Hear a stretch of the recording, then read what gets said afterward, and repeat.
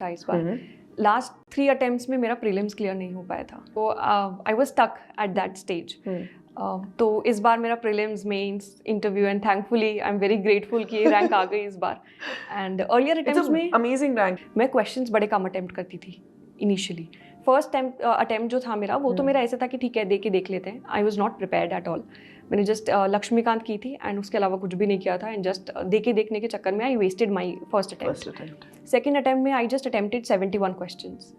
आई mean उस time पे मैं ऐसा सोचती थी कि I would not take risk in attempting the questions. Negative marking. Yes ma'am, risk वाला जो चीज़ थी ना, आई वॉज ऑलवेज कि नहीं मुझे रिस्क नहीं लेना है। आई मीन जो मुझे नहीं आता I will not attempt that.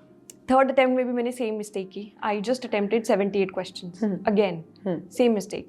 And then after third attempt I was like कि मैं क्या मिस्टेक कर रही हूँ। नॉलेज बेस में मैंने सारी बुक्स पढ़ी हैं, I am following the current affairs, I am doing everything, I am putting in the hours, the hard work that is required, but still I mean मुझसे प्रीलिम्स ही नहीं हुआ उस टाइम पे। तो थर्ड अटेम्प्ट के बाद मैंने अपनी स्ट्रैटेजी चेंज की एंड अपने मॉक्स में ही ये मैंने इम्प्लीमेंट करके देखा। तो जब भी मैं 90+ क्वेश्चंस अटेम्प्ट करती थी, मेरे जो मार्क्स होते थे वो मैक्सिमाइज रेंज में आते थे हमेशा। सो इस साल भी जब प्रीलिम्स देखा, सो पैटर्न चेंज था। आई मीन शुरू के 2 मिनट में ही पता चल गया था कि पैटर्न चेंज है इस बार।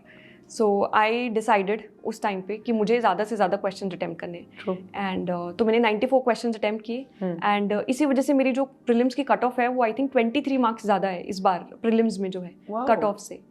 सो तो फर्स्ट मिस्टेक तो यही थी कि मैं नंबर ऑफ अटेम्प्ट्स बड़े कम करती थी। सेकंड मिस्टेक मैम ये भी थी मेरी कि मैंने जो PYQs हैं वो एनालाइज नहीं किए थे अच्छे से। आई वाज लाइक कि ठीक है क्वेश्चन देख लिया, आंसर देख लिया उस चीज़ का, बट जब वो एनालिसिस की बात आती है, वो जो डीप में जाके एनालिसिस करना पड़ता है, जो मुझे फोर्थ अटेम्प्ट में रियलाइज़ हुआ।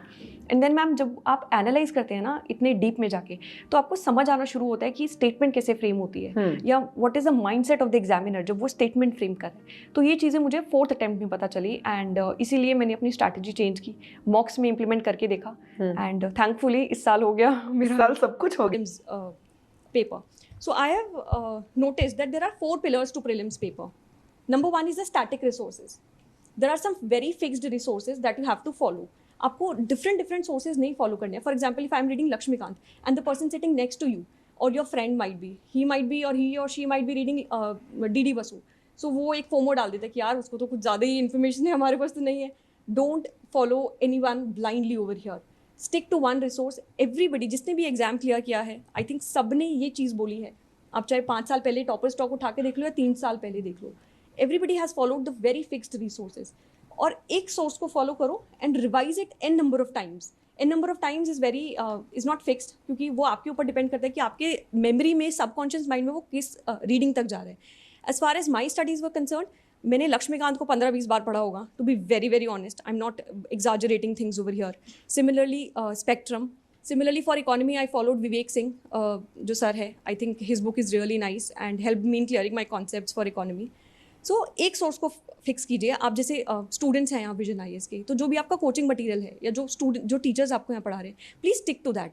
And there is a way also कि आप अच्छे से कैसे कर सकते हैं। फॉर एग्जाम्पल आपको आज फंडामेंटल राइट्स चैप्टर पढ़ाया, तो fundamental rights is a big chapter, वो 3-4 दिन लगते हैं उसको कवर करने में टीचर्स को। तो आज आर्टिकल 21 पढ़ा है आपको, so it is your duty to go home, अपने नोट्स को रिवाइज करना and at the very same time Laxmikanth खोलो या जो भी बुक आप फॉलो कर रहे हैं उसको खोलो एंड वहीं से कंप्लीट कर लो। Do that very very religiously if you want to clear it in your very first attempt. See you will require focus and dedicated strategy to clear this exam.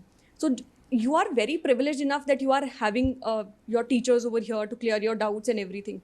So एक strategy अपने पास रखो कि जो भी teachers यहाँ पढ़ा रहे हैं एटलीस्ट वही उसी चीज़ को जाके आपको अपनी बुक से कवर करना है। अदरवाइज़ क्या होगा कि आप दिसंबर फरवरी तक आप अपना कोर्स करेंगे एंड देन फरवरी के बाद आप ये बुक्स उठानी शुरू करेंगे एंड देन जब बुक्स उठाएंगे so you will feel very fresh कि ये तो क्या ही है, हम जो पढ़ा था वो तो भूल ही गए हम लोग। सो इट्स वेरी इंपॉर्टेंट कि उसी दिन जाके कंप्लीट कीजिए उसको। ऐसे करके जब आप अपने फरवरी तक जाएंगे तो आपका 2-3 बार आपका कोर्स अपने आप कवर हो चुका होगा, एक बार टीचर्स के थ्रू एंड 1-2 बार आपने जो रिवाइज किया होगा उन नोट्स को एंड जो बेसिक बुक्स आपने कवर की होंगी।